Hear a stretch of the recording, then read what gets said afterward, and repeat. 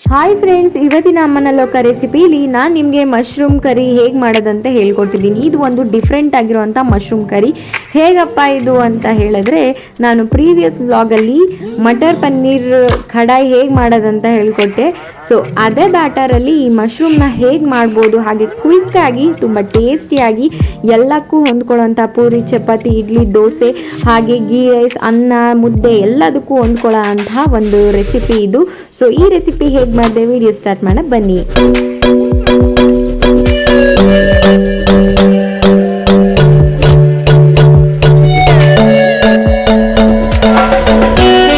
Lesson number 1, gas ಸ್ಟವ್ನ on ಮಾಡಿ ಅದ್ರ ಮೇಲೆ ಒಂದು ಪ್ಯಾನ್ ಇಡ್ತಾ ಇದ್ದೀನಿ. ಫ್ರೆಂಡ್ಸ್, ಈ ಒಂದು ಮಶ್ರೂಮ್ ಕರೀಲಿ ನಾನು ಯೂಸ್ ಮಾಡುವಂಥ ಬ್ಯಾಟರು ಹೇಗೆ ಮಾಡೋದು ಅಂತ ನಿಮಗೆ ಗೊತ್ತಿಲ್ಲ ಅಂತ ಹೇಳಿದ್ರೆ, ನಾನು ಪ್ರೀವಿಯಸ್ ಅಂದರೆ ಹಿಂದಿನ ವಿಡಿಯೋದಲ್ಲಿ ಒಂದು ರೆಸಿಪಿನ ಹಾಕಿದ್ದೀನಿ, ರೆಸ್ಟೋರೆಂಟ್ ಸ್ಟೈಲಲ್ಲಿ ಮಸಾಲೆನ ಹೇಗೆ ಮಾಡೋದು ಅಂತ. ಅದನ್ನು ನೋಡಿ, ಅದನ್ನು ನಿಮಗೆ ಸಿಕ್ಕಲಿಲ್ಲ ಅಂದರೆ ಡಿಸ್ಕ್ರಿಪ್ಷನ್ ಬಾಕ್ಸಲ್ಲಿ ಅದರದ್ದೇ ವಿಡಿಯೋ ಲಿಂಕ್ ಕೊಟ್ಟಿರ್ತೀನಿ, ಅದನ್ನು ಒಂದ್ಸಲ ಚೆಕ್ ಮಾಡಿ. ಸೊ ಪ್ಯಾನ್ ಇಟ್ಟಾದ್ಮೇಲೆ ಅದಕ್ಕೆ ಎಣ್ಣೆ ಹಾಕೊಳ್ಳೋಣ. ಎಣ್ಣೆ ಇದಕ್ಕೆ ತುಂಬ ಬೇಕಾಗುತ್ತೆ, ಸ್ವಲ್ಪ ಜಾಸ್ತಿನೇ ಹಾಕೊಳ್ಳಿ. ಎಣ್ಣೆ ಕಾದ ನಂತರ ಅದಕ್ಕೆ ಜೀರಿಗೆ, ಹಾಗೆ ಕಸೂರಿ ಮೇಥಿ, ಹಾಗೆ ಮಶ್ರೂಮ್, ಇವು ಮೂರನ್ನು ಹಾಕಿ ಚೆನ್ನಾಗಿ ಫ್ರೈ ಮಾಡ್ತಾ ಇದ್ದೀನಿ. ಫ್ರೆಂಡ್ಸ್, ಇದಕ್ಕೆ ನಾನು ಏನಿಲ್ಲ ಅಂದ್ರೂ 3 ಪ್ಯಾಕ್ ಆಗುವಷ್ಟು ಮಶ್ರೂಮ್ನ ಯೂಸ್ ಮಾಡಿದ್ದೀನಿ. ಒಂದು ಪ್ಯಾಕಲ್ಲಿ 150 ಗ್ರಾಮನ್ನ ಕೊಡ್ತಾರೆ. ಬಟ್ ಈ ಒಂದು ಮಶ್ರೂಮ್ ಏನಪ್ಪ ಅಂದರೆ ಹಾಕಬೇಕಾದ್ರೆ ತುಂಬ ಜಾಸ್ತಿ ಅನಿಸುತ್ತೆ. ಬಟ್ ಇದು ನೀರಾಂಶ ಎಲ್ಲ ಹೋದ್ಮೇಲೆ ತುಂಬ ಕಮ್ಮಿ ಅಂದರೆ ಕಮ್ಮಿ ಆಗಿಬಿಡುತ್ತೆ, ನೀರು ಸುಂಡೋಗ್ಬಿಡುತ್ತಲ್ವ. ಸೊ ಅದಾದಮೇಲೆ ಕಮ್ಮಿ ಆಗಿಬಿಡುತ್ತೆ.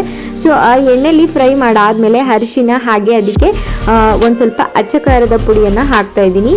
ಏನಕ್ಕಪ್ಪ ಅಂದರೆ ಇದು ಸ್ವಲ್ಪ ಖಾರ ಹಿಡೀಲಿ ಅಂತ. ಅದಾದಮೇಲೆ ಸ್ವಲ್ಪ ಧನಿಯಾ ಪುಡಿನೂ ಹಾಕೊಳ್ಳಿ.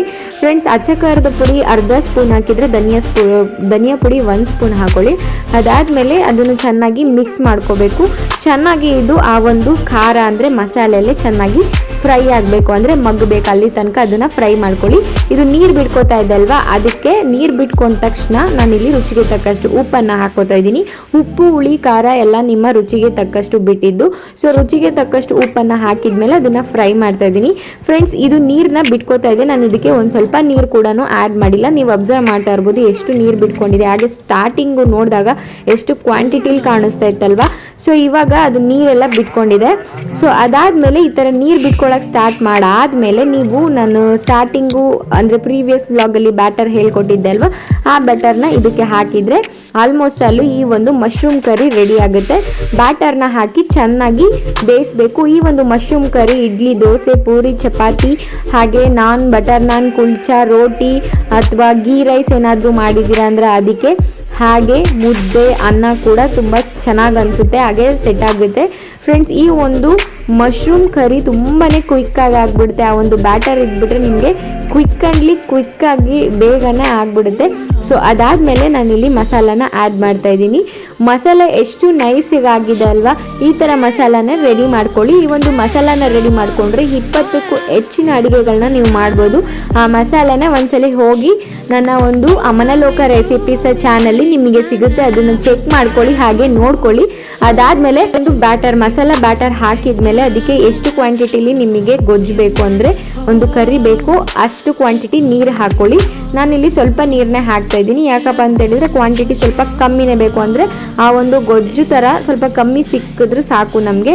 ಮಶ್ರೂಮ್ ಸ್ವಲ್ಪ ಜಾಸ್ತಿ ಸಿಗಬೇಕು. ಸೊ ಆದ ಕಾರಣ ಅದನ್ನು ಸ್ವಲ್ಪ ನೀರು ಕಮ್ಮಿ ಹಾಕಿ ಮಾಡ್ತಾ ಇದ್ದೀನಿ. ಫ್ರೆಂಡ್ಸ್, ಇದು ಏನಿಲ್ಲ ಅಂದರೂ ಒಂದು 1/4 ಗಂಟೆ ಇದು ಚೆನ್ನಾಗಿ ಬೇಯಬೇಕು. ಮೀಡಿಯಮ್ ಫ್ಲೇಮಲ್ಲೇ ಬೇಯಿಸಿ, ಲೋ ಫ್ಲೇಮ್ ಅಥವಾ ಹೈ ಫ್ಲೇಮಲ್ಲಿ ಬೇಯಿಸೋಕೆ ಹೋಗ್ಬೇಡಿ. 1/4 ಗಂಟೆ ಬೆಂದಾದಮೇಲೆ ಅದಕ್ಕೆ ಸ್ವಲ್ಪ ಕೊತ್ತಂಬರಿ ಸೊಪ್ಪನ್ನು ಆ್ಯಡ್ ಮಾಡ್ಕೊಳ್ಳಿ.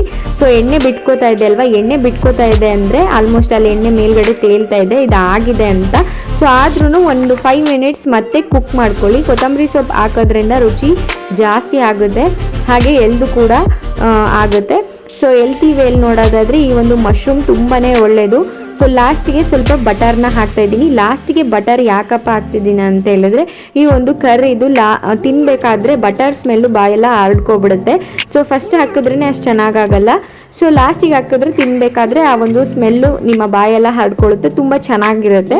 ಸೊ ಲಾಸ್ಟ್ಗೆ ನಾನು ಇದನ್ನು ಸರ್ವ್ ಮಾಡ್ತಾ ಇದ್ದೀನಿ. ಮೇಲ್ಗಡೆ ಸ್ವಲ್ಪ ಫ್ರೆಶ್ ಕ್ರೀಮ್ನ ಯೂಸ್ ಮಾಡ್ತಾ ಇದ್ದೀನಿ. ಯಾಕಪ್ಪ ಅಂದರೆ ರೆಸ್ಟೋರೆಂಟಲ್ಲಿ ನೀವೇನೇ ಒಂದು ಸ್ಟಾರ್ಟರ್ಸ್ ಅಥವಾ ಏನೋ ಒಂದು ಆರ್ಡ್ರ್ ಮಾಡಿದ್ರು ಮೇಲ್ಗಡೆ ನಿಮಗೆ ಗಾರ್ನಿಶು ಚೆನ್ನಾಗಿ ಕಾಣಿಸ್ಲಿ ಟೇಸ್ಟಿಗೆ ಸ್ವಲ್ಪ ಕ್ರೀಮ್ ಹಾಕ್ಕೊಟ್ಟಿರ್ತಾರೆ, ಈ ಥರ ಒಂದು ಕ್ರೀಮು.